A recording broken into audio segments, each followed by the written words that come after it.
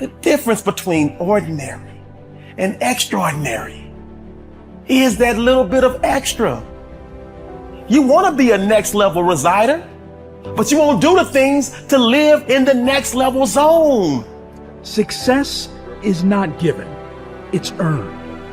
Repetition increases the chances of your success.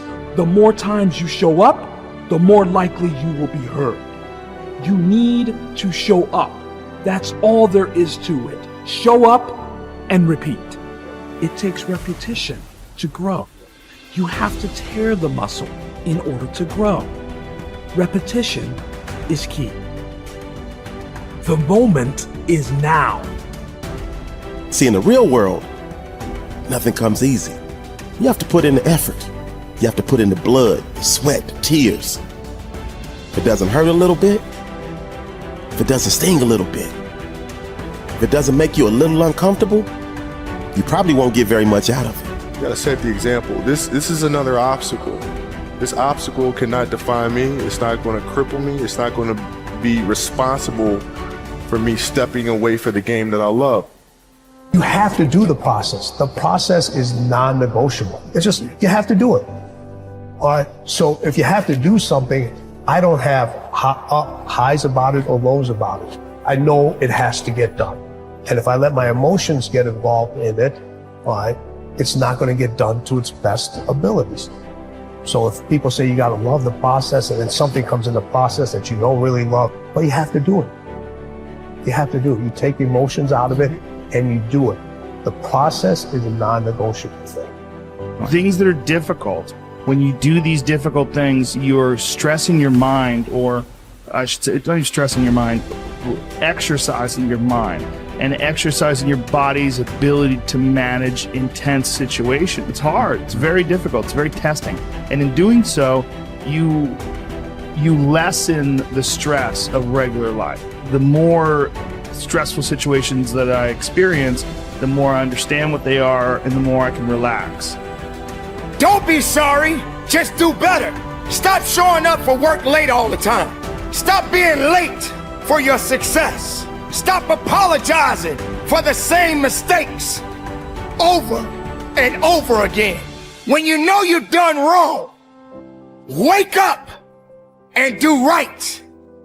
You need to rise up and understand what success is all about. We got to rise up. We got to start. We got to finish. You should work so hard that you collapse in the bed at night. Then you fall asleep, wake up and rise up again.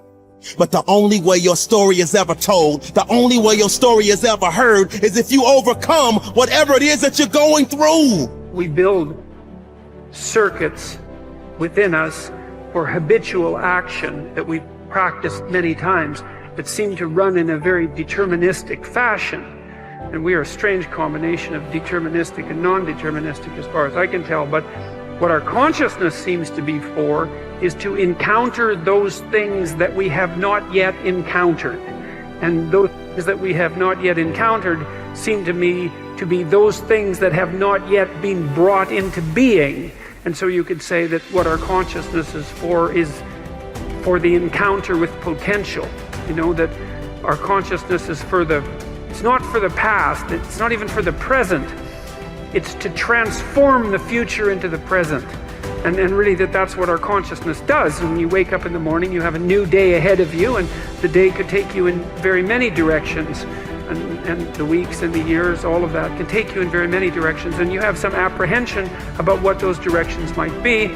You have some apprehension about what role your choices might make in transforming that potential into one form of actuality or another. I mean, you certainly know that there are dreadful mistakes that you might be very tempted to make that would produce all manner of hell around you and still be tempted to do it. It seems like it's sitting there right in front of you as a possibility. You also know that, you could haul yourself up out of bed and attend to your duties and do the sorts of things that you're supposed to and set a few things right that day and that week, and that likely things would at least not be worse, and they would probably be better. It's necessary, as you look at your goals and your dreams, it's necessary that you have a strategy and a game plan to change the story that you believe about yourself.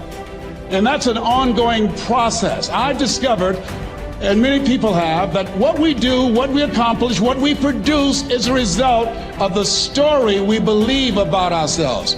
My favorite book says, "Be ye not conformed to this world, be ye transformed by the renewing of your mind." And so as I began to work on myself, I realized that I'm getting out of one story and stepping into another story. As I become aware of some things, there's still some things I'm not aware of. So I'm still growing, I'm still developing. I'm like the lady who said, "Lord, I ain't what I want to be, ain't what I'm going to be, but thank God I sure ain't what I was." But I realize that you have to work on yourself on a regular basis, and write this down, for mental mindset. For mental mindset and stamina. Because things are going to happen to you. I believe that the reason that most people go to their graves with their talents and abilities and skills in them is because of the fact, number one, many are like me. They didn't know that they didn't know and thought they knew. I thought I knew myself, and I really didn't know myself as well as I thought. I've discovered that sometimes people can take you to a place within yourself that you can't go by yourself. You've got to learn to reflect with yourself. There's something to be said for solitude. There's something to be said for taking those occasions to shut out the world and shut out everything else for a while. Now here's why it's important to reflect, to make the past more valuable to serve you for the future. Here's what's really powerful, learning to gather up the past and invest it in the future. Gather up today and invest it in tomorrow. Gather up this week and invest it in the next week. Gather up this year and invest it in the next year. See, that's so powerful, rather than just hanging on one more year, hanging in there, seeing what's going to happen. Learn, study. This is part of the personal development quest, becoming better than you are, more valuable than you are, not just in terms of economics, in terms of motherhood, in terms of fatherhood, in terms of being a better brother, a better colleague, making a better contribution to the family, to society, to the community, to the church, to the office, to the commitment, to the partnership. Doesn't matter what it is that has value. Work on yourself, then you bring more value to the partnership, to the marriage, to the franchise, to the corporation, to the enterprise, to the community, to the nation. Self-development, personal development. The best contribution you can make to someone else is self-development, not self-sacrifice. Self-sacrifice only earns contempt. Self-development earns respect. Happiness is the progressive realization of a worthy ideal. When you have clear, exciting goals and ideals, you will feel happier about yourself and your world. You will be more positive and optimistic. You will be more cheerful and enthusiastic. You will feel internally motivated to get up and get going every morning, because every step you are taking will be moving you in the direction of something that is important to you. Resolve to think about your ideal future most of the time. Remember, the very best days of your life lie ahead. The happiest moments you will ever experience are still to come. The highest income you will ever earn, is going to materialize in the months and years ahead. The future is going to be better than anything that may have happened in your past. There are no limits. The clearer you can be about your long-term future, the more rapidly you will attract people and circumstances into your life to help make that future a reality. The greater clarity you have about who you are and what you want, the more you will achieve, and the faster you will achieve it in every area of your life. One of the most important characteristics of leaders and top people in every area of life is that they know who they are, what they believe in, and what they stand for. Average people are usually confused about their goals, values, and ideals, and as a result, they go back and forth and accomplish very little. Men and women who become leaders, on the other hand, with the same or even fewer abilities and opportunities, go on to accomplish great things in whatever they attempt. Life is lived from the inside out. The very core of your personality is your values.